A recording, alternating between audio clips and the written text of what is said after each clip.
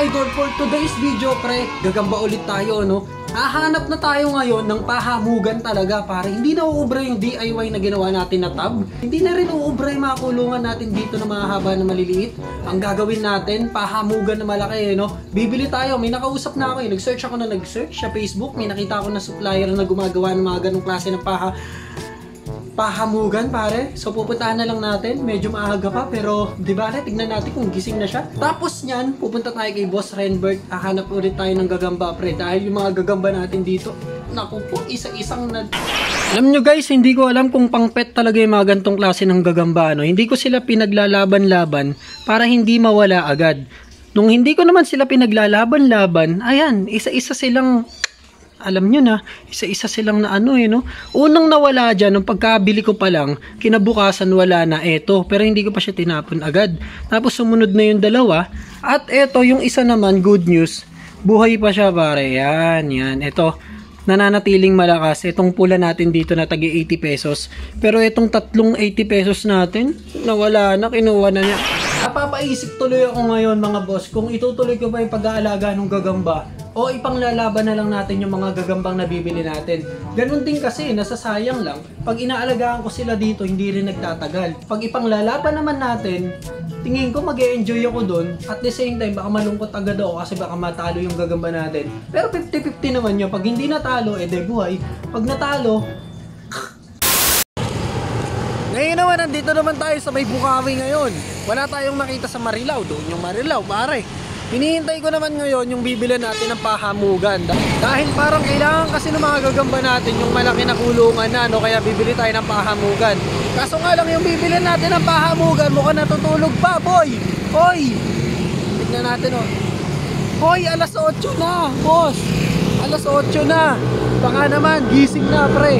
Minsan lang kasi kumadaan dito, kaya pag nadaan ako, tsaka ako bumibili, pre. Pero may nakita ako, may McDonald's dito. Habang hinihintay kong magising yung supplier natin ng pahamugan, may bibilin muna tayo doon sa may McDo. Ayun, may bagong laruan ngayon eh. Tignan muna natin.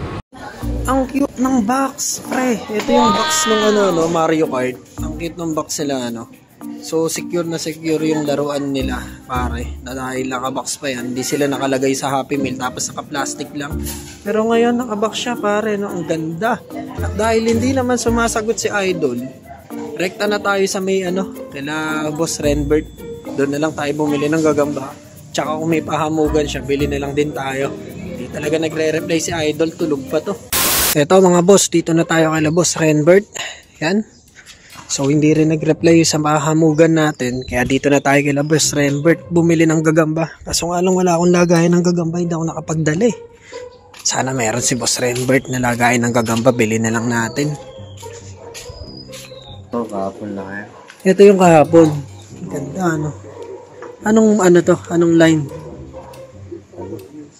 Pagpunggal. Ang ganda ng lagayan. Nagbebenta ka ba ng ganda? Ganyan nalagyan. Sila nga yun. Yung ganito, meron ka available ka? Meron ka available? Meron itong palagay. Okay. Kaso may naman ba yan? Tatanggal. Sige.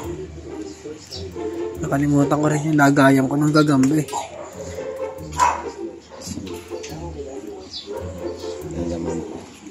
May laman.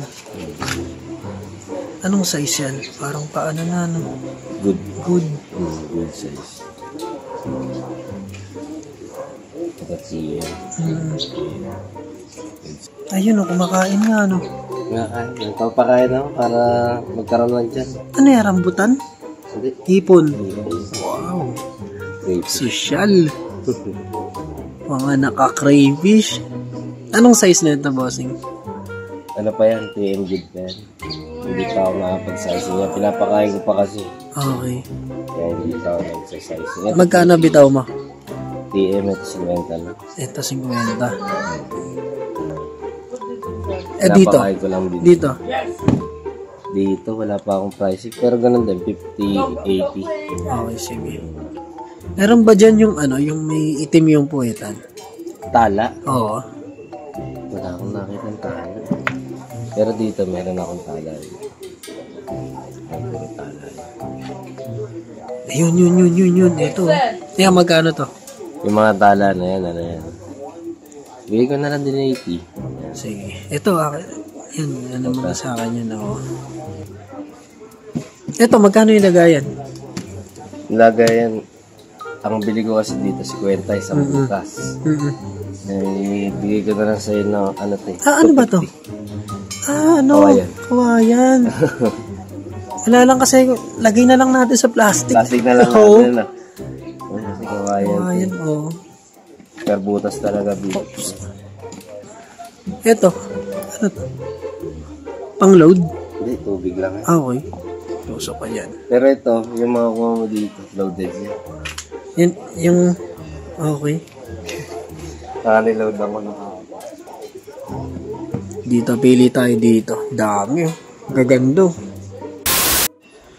Ganda mga boss yung sabi ko sa inyo. Yung ganyang kalaking pahamugan ton. Para nahamugan yung mga gagamba pag gabi. Yan, ganyang kalaki oh. Subukan kaya natin gumawa ng ganito pag uwi ko ng bahay. May ganito kasi yung materyales. Tsaka ito yung ganyang klase ng net. Meron naman. Kasi nga ito ba dinidikit lang ng super glue? Makagawa na nga lang. Meron akong ganito sa bahay. Sintra board. Oo. Ang maganda lang nga kasi ito acrylic. Ito mo, acrylic. Meron ako dyan. Hatiin mo. Eh, ang hirap ano eh. Hindi ko alam kung paano hati yung gagawin dun eh. Ito, matagal na itong lalagyan na to. 2019 pa yan. Wow. Nagsimula na talaga ba ako dati? Oo. Hindi ko lang nabenta. Ito yung natira sa akin na. Anong line yan, bossing?